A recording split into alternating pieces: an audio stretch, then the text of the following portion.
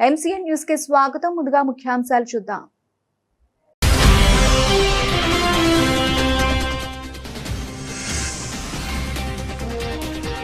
చట్టసభల్లో మహిళలకు 33% రిజర్వేషన్లు. మహానాడు సభ వేదికగా మంత్రి లోకేష్ ప్రకటన.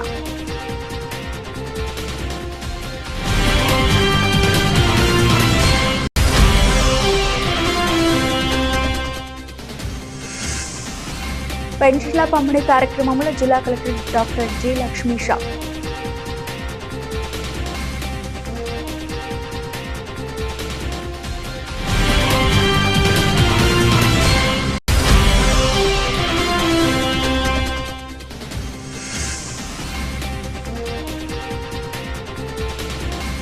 చామవరంలో పేదల సేవల కార్యక్రమంలో సీఎం చంద్రబాబు.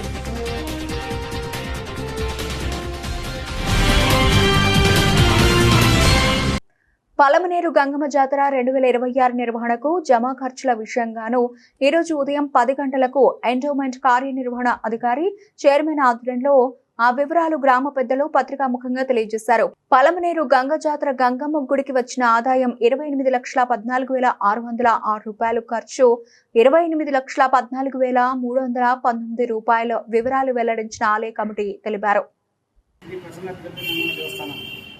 2026 సంవత్సరం మాకు ఈ జాతర అయిపోతుంటే కుప్పం జాతర కూడా వచ్చింది వెంటనే మాకు. దానివల్ల అక్కడ వెళ్ళి ఆ ఏర్పాట్లను చూస్తున్నారు. కొంచెం లేదు. ఈసారి ప్రసన్న తిరిగిన వచ్చిన జమల షాపులు 4,15,000, ఉండీల వల్ల 8,95,980, అంగళ్ళ గేట్ వల్ల 3,25,000, చీరల వేలం ద్వారా 57,300, డొనేషన్ ద్వారా 11,18,390 రూపాయలు. మొత్తం జమలు వచ్చేసి 28,14,600 రూపాయలు. అలాగే ఖర్చులు కూడా ఈసారి 28,14,390 రూపాయలు వచ్చినాయి. ఈరోజు ఏదైతే మొన్న జరిగిన గంగ జాతర వేడుకల్లో భాగంగా ఆ రోజు ఉండి లెక్కింపు కార్యక్రమంలోనే ఇవన్నీ చెప్పి ఉండాల్సింది. ఎందుకంటే ఈవో గారికి వెనకనే కుప్పం జాతర, అలాగే పేరుపల్లి జాతర, విజయవాడలో కొన్ని కేసుల విషయంగా తిరగడం జరిగింది. ఎందుకంటే ఆఫీసర్ని పెట్టుకునే మనము ప్రతి ఒక్కటి ఆఫీసర్కి లెక్క చూపించి మనము ప్రజలకు వివరించాలా. ఎందుకంటే అప్పుడే ప్రజలకు అర్థమవుతుంది. మనము షాపింగ్ రూముల ద్వారా 4,15,000 ఉండి 8,95,000, అంగళ్ళు 33,28,000, చీరలు 57,300, డొనేషన్లు 11,18,319 రూపాయలు, మొత్తం 28,14,606 రూపాయలు మొత్తం మన ఆదాయం, మన దేవస్థానానికి వచ్చిన ఆదాయం. దీనికి గాను మనము ఖర్చులు వచ్చేసి 28,14,319 రూపాయలు అయింది. దీనికి సంబంధించి మొత్తము మందిర లెక్క రూపంగా నీట్గా టైప్ చేశాము. ఇది ఖర్చు, ఇది ఆదాయం, ఇది ఖర్చులు. మొత్తం ఎవరికి ఏ డౌట్ ఉన్నా కూడా నీట్గా తీసుకోవచ్చు.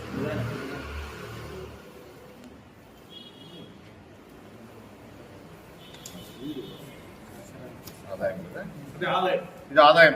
మనకి ఎవరెవరైతే అమ్మవారి ఆశీస్సులు పొందుతూ మాకు సాయం చేసిన, గుడి కమిటీకి సాయం చేసిన డొనేషన్ దాతలు వాళ్ళ లిస్టు.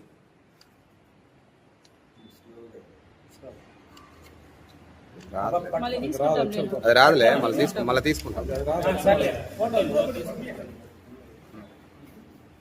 ఈ పండగ ఇంత వైభవంగా జరగడానికి కారణమైన మా అమరన్న గారికి, అలాగే మా ఎండోమెంట్ గారికి, మా గుడి కమిటీ వాళ్ళకి, పలమనేరు ప్రజానీకానికి, మా కూటమి నాయకులకి, అలాగే మీడియా సోదరులకి, కరెంట్ డిపార్ట్మెంట్కి, మున్సిపల్ డిపార్ట్మెంట్కి, పోలీస్ డిపార్ట్మెంట్కి, ప్రతి ఒక్కరికి మా అమరన్న గారి తరఫున ధన్యవాదాలు తెలుపుకుంటూ, ప్రతి ఒక్కరు మనకి డొనేషన్లు ఇచ్చిన, అమ్మవారికి డొనేషన్లు ఇచ్చిన, అమ్మవారి జాతరకి డొనేషన్లు ఇచ్చిన డోనర్లు ప్రతి ఒక్కరికి శిరస్సు వంచి నమస్కరిస్తున్నాము. అమ్మవారి ఆశీస్సులు మీకు ఎప్పుడు ఉంటాయనేసి ఆ భగవంతుని సన్నిధానంలో నేను ప్రార్థిస్తున్నాను. సార్ ఆదాయం కొంచెం పెరిగిందా తగ్గిందా సార్? ఆదాయం లాస్ట్ ఇయర్ కంటే లక్ష రూపాయలు అదే ఏదో లక్ష రూపాయలు పెరిగింది. దాంట్లో అది అట్ ది సేమ్ టైం మనం ప్రోగ్రామ్స్ కూడా ఏది కూడా కాంప్రమైజ్ కాకుండా అంగరంగ వైభవంగా చేశాము. ప్రతి ఒక్క ప్రోగ్రామ్స్ కూడా హైలైట్ గా చేశాము. ప్రజానికం కూడా ఫుల్ గా ఉన్నారు. ప్రజలు ఈసారి అయితే ఎప్పుడు లేని విధంగా జల్జీకి కూడా అంత జనాభా ఉన్నింది. అమ్మవారి సిరిసు మెరువినికి కూడా అంత అత్యంత జనాభా రావడం జరిగింది. అమ్మవారి నిజ స్వరూప దర్శనానికి మరుసటి రోజు తెల్లారి వరకు కూడా ఫుల్ క్రౌడ్ ఉండడం జరిగింది. అంగరంగ వైభోగంగా జరిగింది ఈసారి జాతర. మా యొక్క కమిటీ తరఫున ప్రతి ఒక్కరికి ధన్యవాదాలు తెలుపుకుంటున్నా. అమరన్న గారికి మా యొక్క నమస్కారాలు తెలుపుకొని ధన్యవాదాలు తెలుపుకుంటున్నాం. తిరుపతి జిల్లా చట్టసభల్లో మహిళలకు 33% రిజర్వేషన్లు. మహానాడు సభ వేదికగా మంత్రి లోకేష్ ప్రకటన. 33% మహిళా రిజర్వేషన్లను ఎలా ప్రకటిస్తారు? బీసీ మహిళలకు సబ్ కోటా కల్పించాలి. కులగణన చేయకుండా 33%లో బీసీల వాటా ఎంతని ప్రశ్నించారు. రాష్ట్ర ప్రభుత్వాన్ని డిమాండ్ చేస్తున్న ఆంధ్రప్రదేశ్ బీసీ సంక్షేమ సంఘం మొత్తం మహిళా జనాభాలో సగం కంటే ఎక్కువ బీసీ మహిళలే. అందువల్ల 11% సబ్ కోటా దక్కాల్సిందేనని స్పష్టం చేసిన బీసీ సంఘ నాయకులు బీసీ మహిళల వాటాపై స్పష్టత ఇవ్వాలని కోరుతూ పలు జిల్లాల్లో కలెక్టర్లకు మెమోరాండం సమర్పణ. బీసీ మహిళలకు సబ్ కోటా ఇవ్వకుండా రిజర్వేషన్ల అమలు చేయడం బీసీ సమాజానికి ఆమోదయోగ్యం కాదని హెచ్చరిక. లోకయ్య, తిరుపతి జిల్లా అధ్యక్షుడిని, AP BC welfare association president గారు కేసరి శంకర్రావు గారి ఆదేశాల మేరకు ఈరోజు ప్రతి జిల్లాలో కూడా మేము మహిళా సబ్ కోటా గురించి కలెక్టర్ గారికి నివేదిక ఇస్తున్నాము. మొన్న మహానాడులో లోకేష్ గారు 33% ఇస్తామని ప్రకటించిన కారణంగా ఆ 33%లో బీసీ మహిళా సబ్ కోటా ఎంత దాన్ని తెలియపరిచి ఎలక్షన్ ముందుకు వెళ్ళాలని కోరుకుంటూ, అది ఎలా కడతారో చెప్పారు కదా పెద్దలు, దానికి తగిన నిర్ణయం తీసుకునేసి కులగణన చేసి లోకల్ ఎలక్షన్లో ఇటు ఇస్తామన్నారు. అదేవిధంగా కులగణన అయిన తర్వాత మహిళా సబ్ కోటాన్ని బీసీ మహిళలకి ఎంత మా దామాష అనేది తెలియపరిచి తర్వాత ఎలక్షన్కి పోవాలని నేను కోరుకుంటున్నాను. తిరుపతి జిల్లా అధ్యక్షులు కంబం లోకయ్య గారి ఆధ్వర్యంలో మహిళా విభాగంలో ఉన్నటువంటి మహిళలందరూ ఈ రోజు తిరుపతి జిల్లా కలెక్టరేట్ గారికి బీసీ సంక్షేమ సంఘం తరపున రిప్రజెంటేషన్ ఇవ్వడానికి వచ్చారు. మొన్న జరిగినటువంటి మహానాడులో విద్యాశాఖ మంత్రి మరియు తెలుగుదేశం పార్టీ జాతీయ నాయకుడుగా ఉన్నటువంటి లోకేష్ గారు పార్లమెంట్ లో 33% మహిళా రిజర్వేషన్ బిల్లు అమలైనా కాకపోయినా ఆంధ్రప్రదేశ్ లో 2029 స్థానిక ఎన్నికలలో మేమందరము కూడా 33% రిజర్వేషన్ మహిళలకు కల్పిస్తామని ఆయన మహానాడు వేదికగా హామీ ఇచ్చారు. మేము దానిని స్వాగతిస్తున్నాం.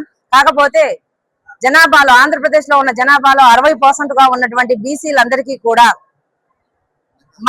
మా బీసీలలో ఉన్నటువంటి మహిళలందరికీ కూడా జనాభా దామాషా ప్రకారం ఆ 33% రిజర్వేషన్ లో మా సబ్ కోటా ఎంత అని ఈ రోజు మహిళలందరము కూడా ఈ రోజు కలెక్టర్ ద్వారా ప్రభుత్వానికి ఒక నివేదికను అందజేస్తున్నాము. కాబట్టి ఈ రోజు జనగణన అన్నది 2026 జరుగుతూ ఉన్నప్పటికీ మేమందరము చూసాము. మీ ఇంట్లో బాత్రూమ్లు ఉన్నాయా, మంచాలు ఉన్నాయా, ఎన్ని బెడ్రూమ్లు ఉన్నాయి, ఇవన్నీ అడుగుతున్నారు. కానీ మీరు బీసీనా అని అడగట్లేదు. కేవలం ఎస్సీ, ఎస్టీ, అదర్స్ అని 3 కాలమ్స్ పెట్టడం అన్నది దారుణం అని మేము ఈ సందర్భంగా తెలియజేస్తున్నాం. ఈ రోజు మేము ఎన్నో ఏళ్లుగా చెప్తూ ఉన్నాము, జనగణన చేస్తున్నారు కానీ కులగణన ఎందుకు చేయట్లేదు? కులగణన చేయకపోతే బీసీలకు ఎలా న్యాయం జరుగుతుంది? ఎలా జనాభా దామాషా ప్రకారం మా రిజర్వేషన్ ఎలా మీరు ఇంప్లిమెంట్ చేస్తారు అని మేము ఈ రోజు అడుగుతూ ఉన్నాము. కాబట్టి రేపు చేయబోయేటటువంటి కులగణనలో బీసీల జనాభా దామాషా ప్రకారమే 33% మహిళా రిజర్వేషన్ బిల్లును కూడా మీరు వెంటనే ఎలా ఇంప్లిమెంట్ చేస్తారు అన్న దాని మీద కూడా మీరు తక్షణం ప్రకటన ఇవ్వాలి అని మేము మహిళా విభాగం తరఫున మేమందరము కూడా కోరుతూ ఉన్నాము. స్థానిక సంస్థల ఎన్నికలలో ఎలాగో 33% రిజర్వేషన్ ఇస్తున్నారు, బీసీ మహిళలకు ప్రత్యేకమైనటువంటి రిజర్వేషన్ ఎలా ఇంప్లిమెంట్ చేస్తారన్నది కూడా ప్రభుత్వం తరఫున మీరందరూ కూడా హామీ ఇవ్వవలసినటువంటి అవసరాన్ని మేము ఈ వేదికగా గుర్తు చేస్తూ ఉన్నాము. డాక్టర్ డి మస్తానమ్మ, బీసీ సంక్షేమ సంఘం వర్కింగ్ ప్రెసిడెంట్, మహిళా. ఒక విద్యాశాఖ మంత్రి, కూటమి ప్రభుత్వంలో ఉన్నటువంటి ఒక ప్రధాన పార్టీ, ఒక మినిస్టరు మహానాడు వేదికగా చెప్పారు కదండి మేము ఇంప్లిమెంట్ చేస్తామని. మరి ఆంధ్రప్రదేశ్ లో ఎలా చేస్తారు అనేది మేము కూడా మీలాగే ఆతృతగా ఉన్నాము. వాళ్ళు చేస్తాను అన్నారు కాబట్టి బీసీలకు కూడా ముందు జనగణనలో కులగణన చేయండి, మా దామాషా ప్రకారం మాకు కూడా ఆ 33% లో బీసీ వాళ్ళ సబ్ కోటా ఎంత అన్నది మేము కూడా అది కూడా ప్రకటన చేస్తే బాగుంటుంది అనేసి అనుకుంటూ ఉన్నాము. పేదవాడి ఇంటికెళ్లి పెన్షన్ ఇస్తే ఆ ఆనందమే వేరని ఆంధ్రప్రదేశ్ ముఖ్యమంత్రి నారా చంద్రబాబు నాయుడు వ్యాఖ్యానించారు. అందుకే బటన్ నొక్కడానికి ఇష్టపడట్లేదని పేర్కొన్నారు. పేదరికం లేని సమాజం చూడాలనేది తమ ప్రభుత్వ కళ అని ఉద్ఘాటించారు. కాకినాడ జిల్లా తుని నియోజకవర్గంలో సీఎం ఈ రోజు పర్యటించారు. తుని నియోజకవర్గం చామవరంలో పేదల సేవలో కార్యక్రమంలో పాల్గొని ప్రసంగించారు. పెన్షన్ల ద్వారా 62.34 లక్షల కుటుంబాలకు ఆర్థిక సాయం అందజేస్తున్నామని స్పష్టం చేశారు. గతంలో ఒక నెల పెన్షన్ తీసుకోకపోతే రద్దు చేశారని తెలిపారు. ఇవ్వడం లేదు. నేను ఎంత శ్రద్ధ పెట్టానంటే మొదటి తారీఖు వస్తే ఇమ్మనొచ్చు, నేను కూడా బటన్ నొక్కచ్చు. కానీ నేను నేరుగా వచ్చి ఆ పేదవాడి ఇంటికొచ్చి ఇంటి దగ్గర పింఛనిచ్చినప్పుడు నా అధికార యంత్రాంగం సరిగా పనిచేస్తున్నారా లేదా అని ఎప్పటికప్పుడు సమీక్షించినప్పుడు ఉండే ఆనందం మామూలప్పుడు రాదని చెప్పి కూడా నేను మీకు తెలియజేసిన. బటన్ నొక్కితే ఆ ఆనందం ఉండదు, పైశాచిక ఆనందం ఉంటుంది. అందుకే ఈరోజు మీరు చూసినప్పుడు ఇక్కడ మీరందరూ ఉన్నారు. వృద్ధాప్య పింఛన్లు కూటమి ప్రభుత్వం మెగా డిఎస్సీ పేరుతో నిరుద్యోగులను వంచిస్తోందని, నియామకాల్లో జరిగిన అవినీతిపై తక్షణమే విచారణ జరిపించాలని వైకాపా ఎన్టీఆర్ జిల్లా అధ్యక్షుడు దేవినేని అవినాష్ డిమాండ్ చేశారు. డిఎస్సీలో డబ్బులు వసూలు చేసి ర్యాంకులు ఉద్యోగాలు కట్టబెడుతున్నారని ఆరోపించారు. మెగా డిఎస్సీని దగా డిఎస్సీగా మార్చారని ఆగ్రహం వ్యక్తం చేశారు. నగరంలోని కలెక్టరేట్ వద్ద యువజన విభాగం జిల్లా అధ్యక్షుడు కొరివి చైతన్య ఆధ్వర్యంలో డిఎస్సీలో జరిగిన అక్రమాలపై భారీ నిరసన కార్యక్రమం నిర్వహించారు. ఈ కార్యక్రమంలో వైసీపీ ఎన్టీఆర్ జిల్లా అధ్యక్షుడు దేవినేని అవినాష్, మాజీ ఎమ్మెల్యే మల్లాది విష్ణు, మాజీ మేయర్ భాగ్యలక్ష్మి, నేతలు జగన్మోహన్ రావు, స్వామిదాస్, తన్నీరు నాగేశ్వరరావు, మాజీ డిప్యూటీ మేయర్లు, విద్యార్థి సంఘ నాయకులు తదితరులు పాల్గొన్నారు. రాష్ట్ర వ్యాప్తంగా ఆంధ్రప్రదేశ్లో మెగా డిఎస్సీ పేరు మీద జరిగినటువంటి అవకతవకలు, అక్రమాలు, అనర్హులకి పోస్టులు ఎందుకు జరగాల్సి వచ్చింది? మాది పారదర్శకమైనటువంటి ప్రభుత్వం అని చెప్తారే, మేము హైటెక్ ప్రభుత్వం అని చెప్తారే, ఎందుకుని ఈ డిఎస్సిలో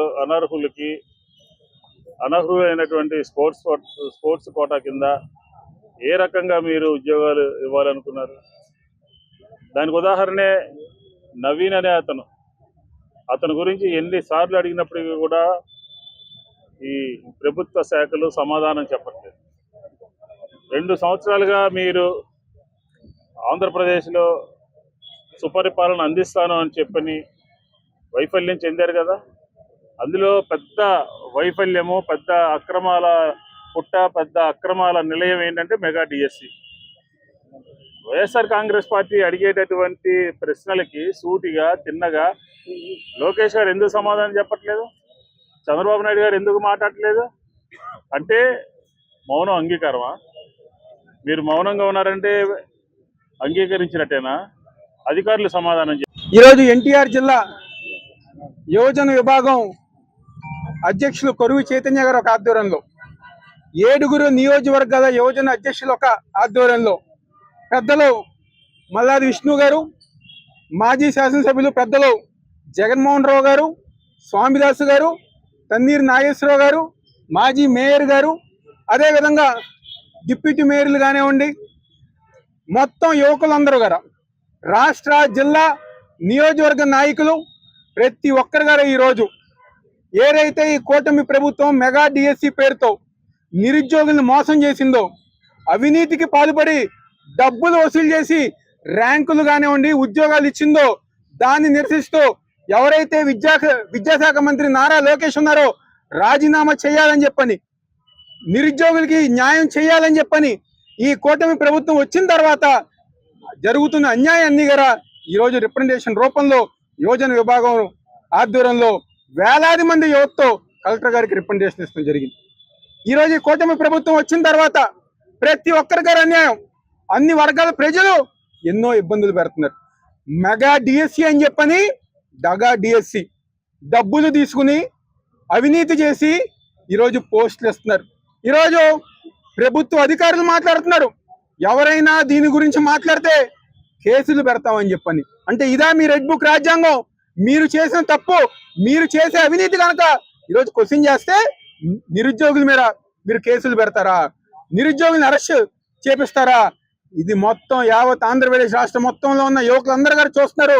మీకు బుద్ధి వచ్చే విధంగా, రాబోయే రోజుల్లో మీకు బుద్ధి వచ్చే విధంగా యువకులందరూ గారు ఏకవై జగన్మోహన్ రెడ్డి గారు ఒక నాయకత్వాన్ని బలపరుస్తూ ముందుకెళ్తారని అందరూ చెప్తూ, ఏదైతే ఈ డిఎస్సీలో జరిగిన అక్రమాలన్నీ కూడా బయట పెట్టాలి. సిఐడి ఎంక్వైరీ వేసి ఎవరైతే వెనకమాల ఉన్నారో వాళ్ళందరి మీద చర్యలు తీసుకోవాలి. దీని వెనకమాల ఉన్న నారా లోకేష్ వెంటనే రాజీనామా చేయాలని చెప్పని ఈరోజు వైఎస్ఆర్ కాంగ్రెస్ పార్టీ తరఫున మేము అందరం కూడా డిమాండ్ చేస్తున్నాం. పేదల జీవితాల్లో కూటమి ప్రభుత్వం వెలుగులు నింపుతుందని తూర్పు నియోజకవర్గ ఎమ్మెల్యే గద్దె రామ్మోహన్ తనయుడు గద్దె క్రాంతికుమార్ వెల్లడించారు. రాష్ట్రంలో అధికారంలో ఉన్న కూటమి ప్రభుత్వం పేదల సంక్షేమమే ధ్యేయంగా అడుగులు వేస్తోందని స్పష్టం చేశారు.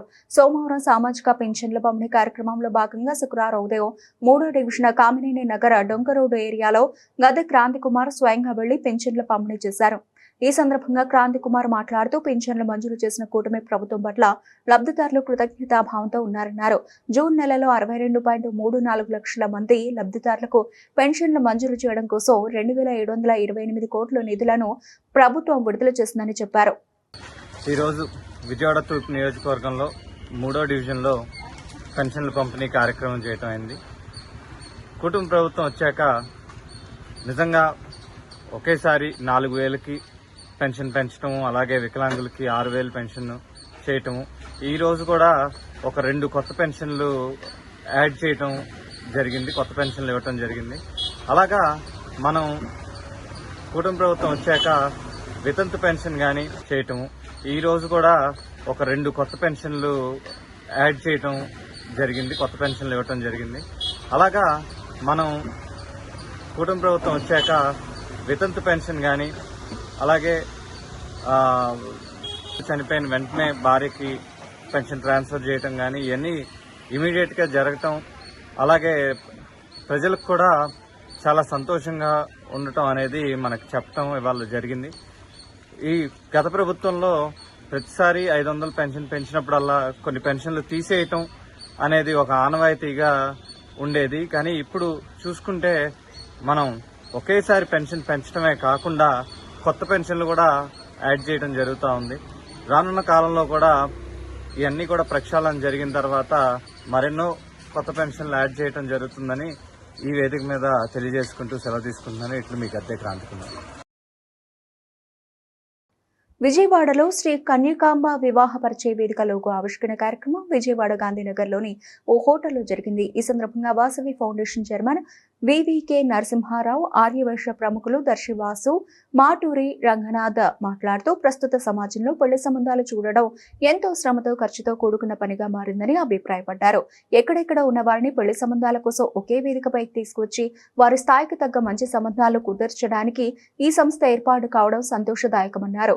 అమరావతి రాజధానిగా ఉన్న ఆంధ్రప్రదేశ్ రాష్ట్రంలో విజయవాడ కేంద్రంగా ఈ వేదికను ఏర్పాటు చేయడం వల్ల రాష్ట్రంలోని అన్ని ప్రాంతాల వారికి ఎంతో సౌకర్యవంతంగా ఉంటుందని పేర్కొన్నారు. ఈ కార్యక్రమంలో రంగనాథ్, గడ్డం సత్యనారాయణ, వెంకటేశ్వర్లు తదితర కమిటీ సభ్యులు పెద్దలు పాల్గొన్నారు. దేశానికి స్వాతంత్ర్యం వచ్చి 79 ఏళ్లు గడుస్తున్న బీసీలు ఇంకా రాజకీయ అధికారానికి దూరంగానే ఉన్నారని జాతీయ బీసీ సంక్షేమ సంఘం జాతీయ అధ్యక్షులు లాకా వెంగళరావు ఆవేదన వ్యక్తం చేశారు. గత పాలకులు బీసీలను కేవలం ఓటు బ్యాంకుగానే వాడుకున్నారని విమర్శించారు. ఏపీలోని 140 బీసీ కులాల్లో సుమారు 100కు పైగా కులాలు ఇప్పటికీ చట్టసభల్లో అడుగు పెట్టలేదని గుర్తు చేశారు. ఎన్టీఆర్ జిల్లా విజయవాడ గాంధీనగర్ ప్రెస్ క్లబ్ లో జాతీయ బీసీ సంక్షేమ సంఘ సర్వసభ్య సమావేశం నిర్వహించడం జరిగింది. సంఘం విజయవాడ సిటీ అధ్యక్షులు శ్రీరామ్ నాగమలేశ్వరరావు ఆధ్వర్యంలో జరిగిన సమావేశంలో సంఘం జాతీయ అధ్యక్షులు లాకా వెంగళరావు యాదవ్, రాష్ట్ర అధ్యక్షులు ఆవుల నరసింహారావు, రాష్ట్ర కార్యదర్శి జొన్నలగడ్డ పవన్ కుమార్, ఉపాధ్యక్షులు చప్పిడి కృష్ణమోహన్, రాష్ట్ర యోజన విభాగం అధ్యక్షులు చల్లా అనుదీప్, రాష్ట్ర యోజన అధ్యక్షులు షేక్ నాగుల్ మీరా, ప్రధాన కార్యదర్శి పుట్ట అమరలింగయ్య తదితరులు పాల్గొన్నారు. సంఘం రాష్ట్ర అధ్యక్షులు ఆవుల నరసింహారావు, ముందుగా మీడియా మిత్రులకు జాతీయ బీసీ సంక్షేమ సంఘం పక్షాన ఉద్యమాభివందనాలు తెలియజేస్తూ, ఈ రాష్ట్రంలో అధికారాన్ని కైవసం చేసుకునేదానికి రాష్ట్ర గౌరవ ముఖ్యమంత్రి నారా చంద్రబాబు నాయుడు గారు, అదేవిధంగా రాష్ట్ర విద్యాశాఖ మంత్రులు యువగళం పాదయాత్రలో నారా లోకేష్ గారు, అదేవిధంగా రాష్ట్ర ఉప ముఖ్యమంత్రిగా ఉన్నటువంటి మన పవన్ కళ్యాణ్ గారు, ముగ్గురు కూడా రాష్ట్ర ఎన్నికల పర్యటనలో బీసీలకు అనేక హామీలు ఇవ్వటం జరిగింది. కానీ 2 సంవత్సరాలు పూర్తవుతున్నప్పటికి కూడా బీసీలకు వారు ఇచ్చినటువంటి హామీలు నెరవేర్చడంలో విఫలమయ్యారనేది ఈ రోజున జాతీయ బీసీ సంక్షేమ సంఘం రాష్ట్ర అధ్యక్షులుగా మేము భావిస్తూ, బీసీలను ఎంతో కాలం మోసం చేయలేరు, కేవలం అధికారాన్ని కైవసం చేసుకోవటానికి మాత్రమే ఇటువంటి హామీలు ఇచ్చారు, కానీ వాటిని నెరవేర్చాలనేటటువంటి చిత్తశుద్ధి మీకు లేదనేది సంక్షేమ సంఘం ఎన్టీఆర్ జిల్లా విజయవాడ నగర సర్వసభ్య సమావేశానికి నగర అధ్యక్షులు శీరం నాగమల్లేశ్వరరావు గారు, అదేవిధంగా రాష్ట్ర అధ్యక్షులు ఆవుల నరసింహారావు గారు మరియు రాష్ట్ర ప్రధాన కార్యదర్శి బడిగిచెర్ల చంద్రమోహన్ గారు, అట్లాగే మరొక రాష్ట్ర ప్రధాన కార్యదర్శి బిఎస్ఆర్ యాదవ్ గారు, అట్లాగే మహిళా ప్రధాన కార్యదర్శి స్వాతి గారు, మహిళా ఉపాధ్యక్షురాలు నాగమణి గారు, మరియు ఎంప్లాయీస్ రాష్ట్ర ప్రధాన కార్యదర్శి ఎల్ఎస్ఆర్కే ప్రసాద్ గారు, అట్లాగే రాష్ట్ర యువజన అధ్యక్షులు అనుదీప్ గారు, అట్లాగే రాష్ట్ర యువజన ఉపాధ్యక్షులు నాగుల్ మీరా గారు, అలాగే బీసీ రాష్ట్ర సీనియర్ నాయకులు కోటమరాజు గారు, అలాగే మీడియా మిత్రులందరూ కూడా పేరు పేరున నా హృదయపూర్వక నమస్కారాలు. స్వాతంత్రం వచ్చి 79 సంవత్సరాలు గడుస్తున్నప్పటికి కూడా మరి నాకు తెలిసి సుమారుగా 3 దశాబ్దాలుగా కూడా మరి దేశవ్యాప్తంగా కూడా బీసీల రాజ్యాధికారం కోసం అనేక పోరాటాలు, అంటే ఢిల్లీ జంతర్ మంతర్ దగ్గర ధర్నాలు చేయడం కానివ్వండి, అలాగే ఉమ్మడి ఆంధ్రప్రదేశ్లో అనేక కార్యక్రమాలు చేయడం కానివ్వండి, దేశవ్యాప్తంగా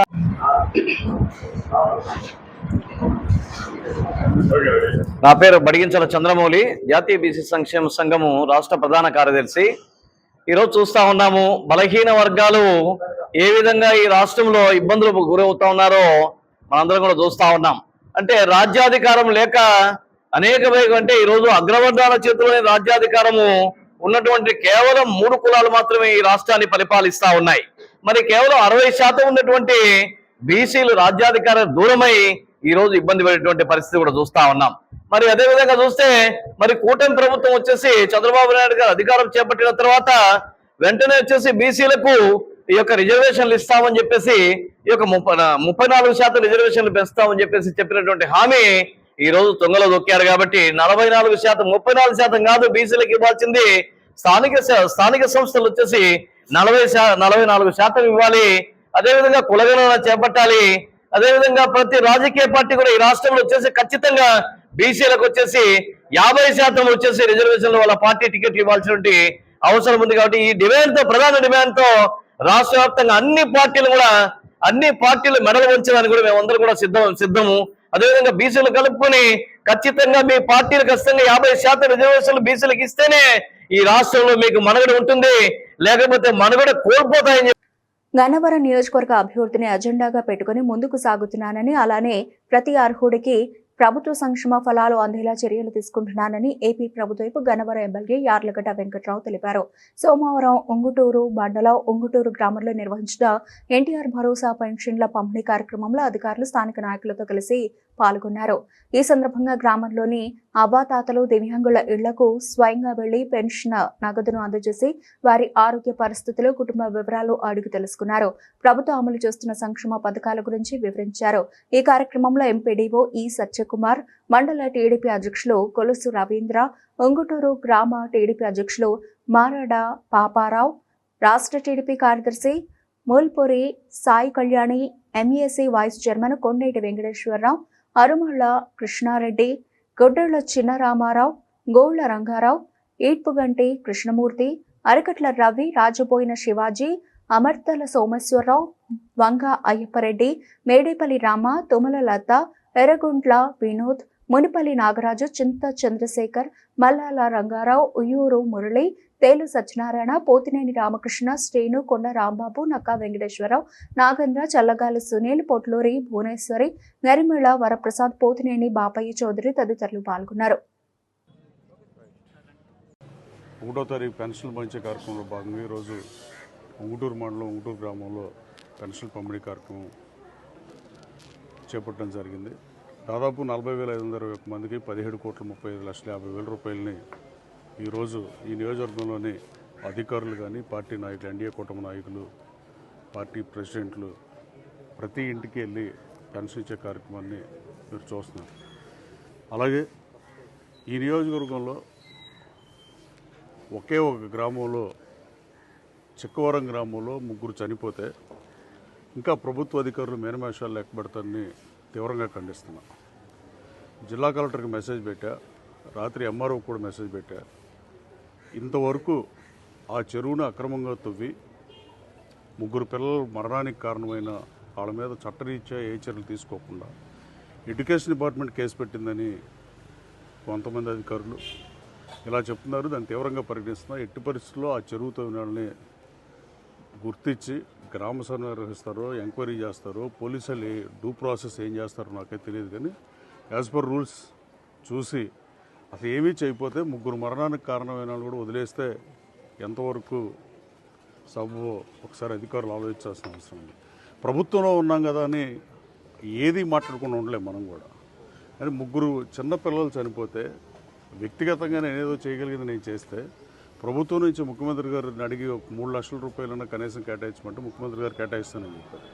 కానీ ఇంతవరకు చర్యలు తీసుకొని అధికారుల అలసత్వాన్ని తీవ్రంగా పరిగణిస్తున్నా.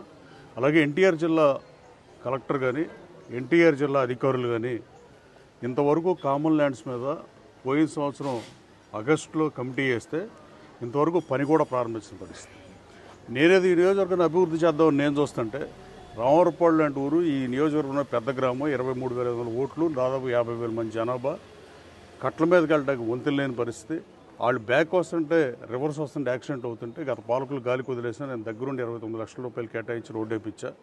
అది అతి త్వరలో ఓపెన్ చేస్తా. 30,000 మంది ఉత్తరాంధ్ర సోదరులకు అది ఎంతో ఉపయోగకరమైంది. కానీ అక్కడ పవర్ ఫ్లక్చువేషన్స్ ఉన్నాయి అని నా అంతటి నేను ఐడెంటిఫై చేసి రామవరపాడులో సబ్స్టేషన్ లేదు, పెద్ద గ్రామంలో ఈ నియోజకవర్గంలోని 2 సబ్స్టేషన్లు కేటాయిస్తే ఒకటి శంకుస్థాపన చేస్తాం, రెండో దానికి స్థలం లేదు. ఇంకా అధికారుల్లో చలనం రాకపోతుందని తీవ్రంగా పరిగణిస్తున్నా. అదే కృష్ణా జిల్లా కలెక్టరేట్ కానీ, కృష్ణా జిల్లా అధికారులు కానీ వాళ్ళు వేశారు, కమిటీ వేశారు. అన్యాక్రాంతమైన భూములు ఈ నియోజకవర్గంలో ఈ నియోజకవర్గంలో ఈ గ్రామంలోనే కొంతమంది సొంత స్థలాలని, సొంత ఇళ్లను కూడా ఆక్రమించిన పరిస్థితి. అయితే బాపులపాడు ఎంఆర్ఓ దాదాపు 60 ఎకరాలు రికవరీ చేస్తున్నాడు. అతి త్వరలో దాన్ని చూస్తాం. అలాగే గన్నవరం మండలం తహసీల్దార్ అయితే 305 మందికి పట్ట. బులెటిన్ ముగించే ముందు హెడ్లైన్స్ మరోసారి.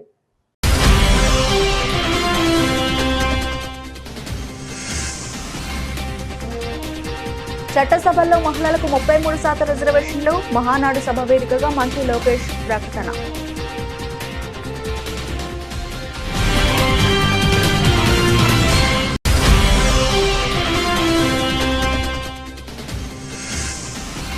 పెన్షన్ల పంపిణీ కార్యక్రమంలో జిల్లా కలెక్టర్ డాక్టర్ జి లక్ష్మీషా.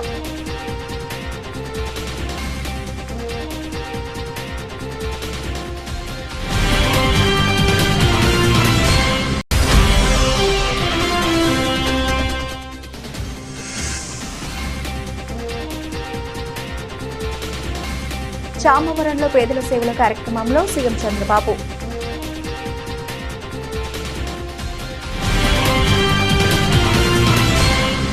ఇవి ఇప్పటివరకు నబల్చిన అప్డేట్స్. మరిన్ని అప్డేట్స్ తో మళ్ళీ కలుద్దాం.